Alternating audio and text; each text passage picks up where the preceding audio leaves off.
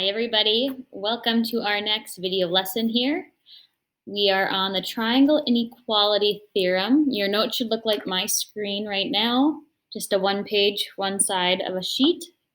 That's all there should be. So we will get rocking. Okay, so after today, you're going to be able to decide if a triangle exists based on the side lengths that you were given. Very easy, very simple.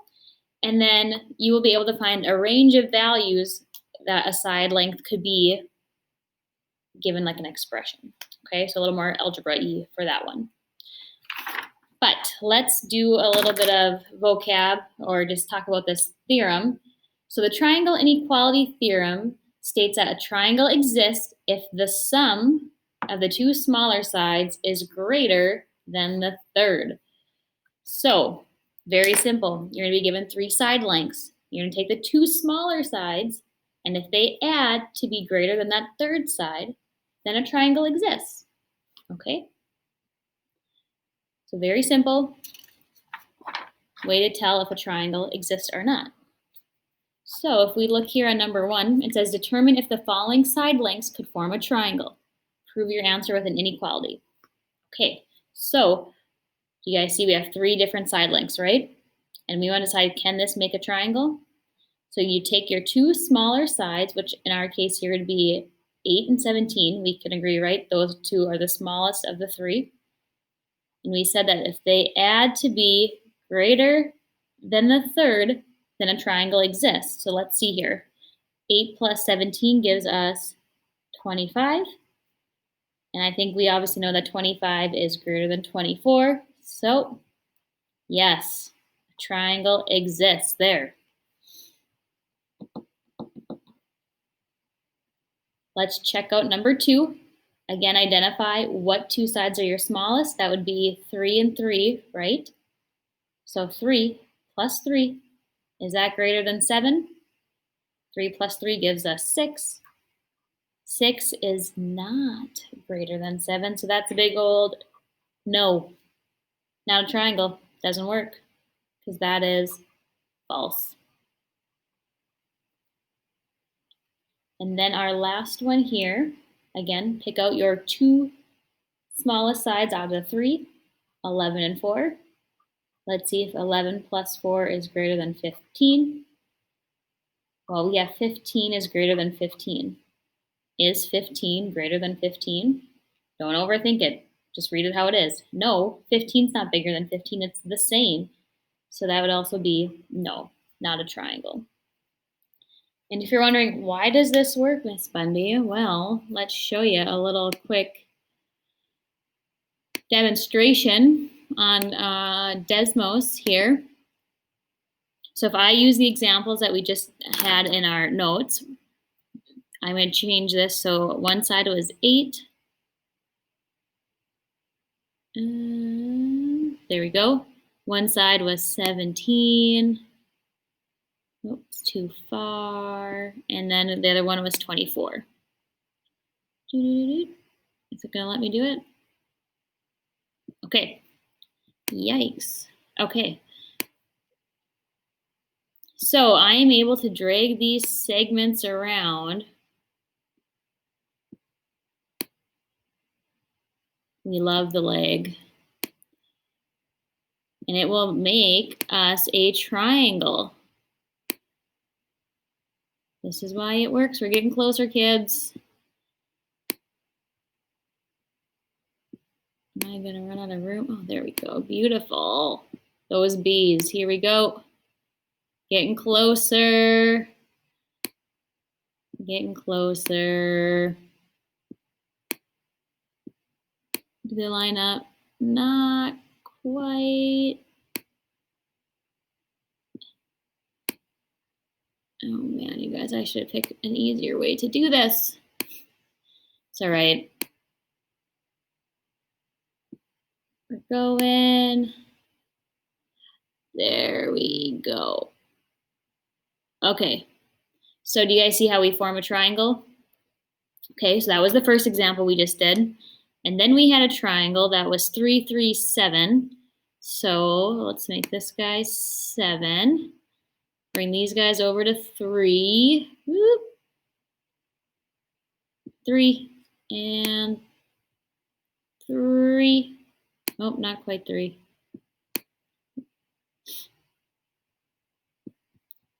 So we kind of get like this windshield wiper effect, right? Like the bees will never touch no matter where I put them. They just kind of like windshield wiper, like they just kind of bypass each other. They never actually make that peak to our triangle, right? No matter where I put them, they don't ever connect. Then the last one we did was 11, 4, and 15. So I'll make this guy 15 on the bottom, this one 4, and then 11.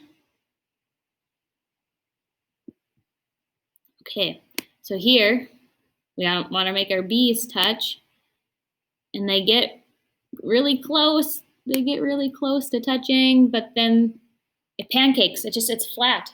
There's no peak to our triangle. It's just a straight segment. There's no peak, so it's not a triangle. So that's why the two smaller sides, again, have to add to be greater than that third side in order to make that triangle.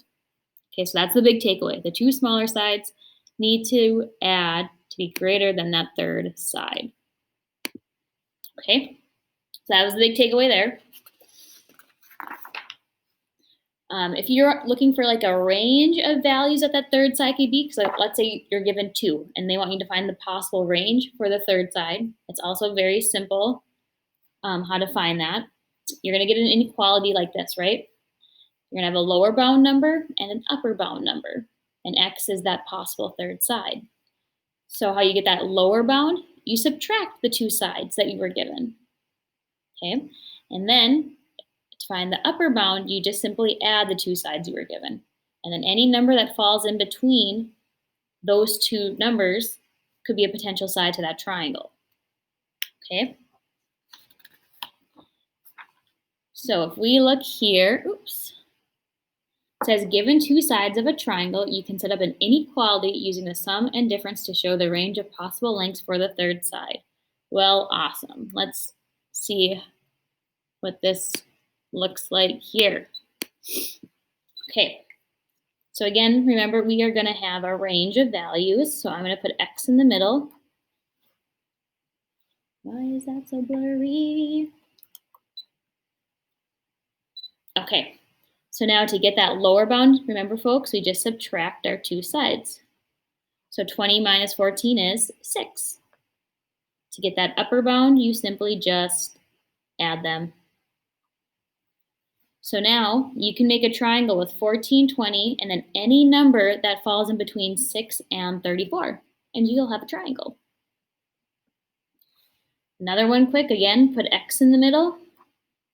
To find your lower bound, you subtract away your 2 sides. So 31 minus 28 is 3. To get the upper bound, you simply add. Add those 2 together, we get 59. And then our last one here, again, give yourself that range. To get the lower bound, you subtract. To get the upper bound, you just simply add. Pretty basic, right? Not a lot of like thinking that has to go on there. So now we're going to end with a little more of a challenging kind of situation. It says, if the sides of a triangle have the following side lengths, find all possible values of x. So do you guys see how we have 3 different side lengths to this triangle, but they're expressions. Like we don't really know what the actual length is. So since we don't know what the 2 sides are the shortest, we must account for all possible solutions. Because I don't know if A, B, and B, C are my shortest sides. I don't know if these 2 are my shortest. So you kind of have to play all the different options here. So let's pretend that AB and BC are our 2 shorter sides, right? And just like we were doing before, I know that they have to add to be greater than that third side. And now we're just going to play it out and see how this works. So now I'm going to fill in AB is, I'm going to kind of write off to the side here, folks. 4x plus 25. Okay, now add your BC. 3x minus 2 is greater than 9x minus 5. Now we're going to add our like terms. 7x plus 23 is greater than 9x minus 5. And now we just solve like a normal equation, even though we have an inequality symbol, that's okay. And add my 5 over, subtract my 7, and then divide out. So we get 14 is greater than x. I'm kind of weird. I'm going to flip it. I'm going to have x first, so x is less than 14, because that's how my brain works. These mean the same. Don't get bent out of shape about it. Okay. Let's try now. Let's pretend that BC and AC are our two smaller sides. So again, BC plus AC, they have to add to be bigger than that other side, so AB. Now repeat the process, folks. Plug in. What's BC? 3x minus 2. AC, 9x minus 5 is greater than AB, which is 4x plus 25. Add your like terms. 12x minus 7. Get your x's to one side, your constants to the other. Divide out 4. Oops, not equal though. Sorry, you guys. X is greater than 4.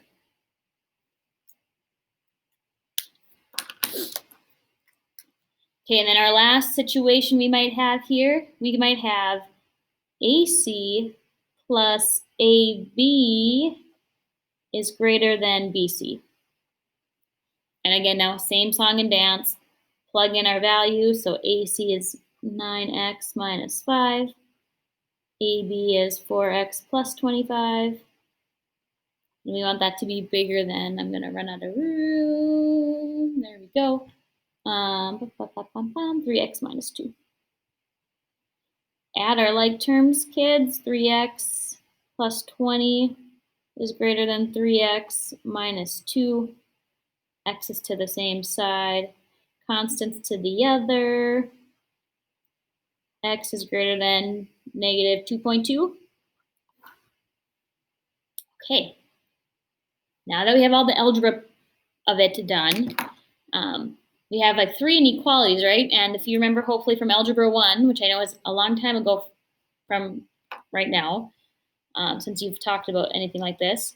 But whenever you have an inequality, we typically graph it on a number line, right? Because an inequality means it's not just one answer, it's all the numbers bigger than 4. So 5, 6, 7, and to infinity, right? So we have to graph it in order to display those numbers as our solution.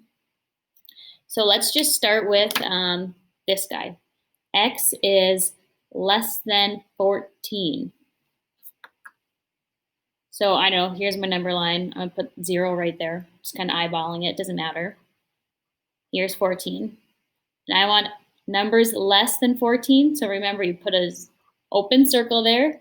And I want numbers less than 14. So I'm going to the left of it, right? Because I want 13, 12, 11, 10, 9, all the way to negative infinity. Because all of these numbers are represented by that inequality. Okay, now if I go to this one, x is greater than 4. Well, I'm going to put 4 right here-ish. That looks like a good spot for 4. And I want numbers bigger than 4, right? So now I'm going to put an open circle there. And I want numbers bigger than, so again, that's 5, 6, 7, and so on. Going to the right.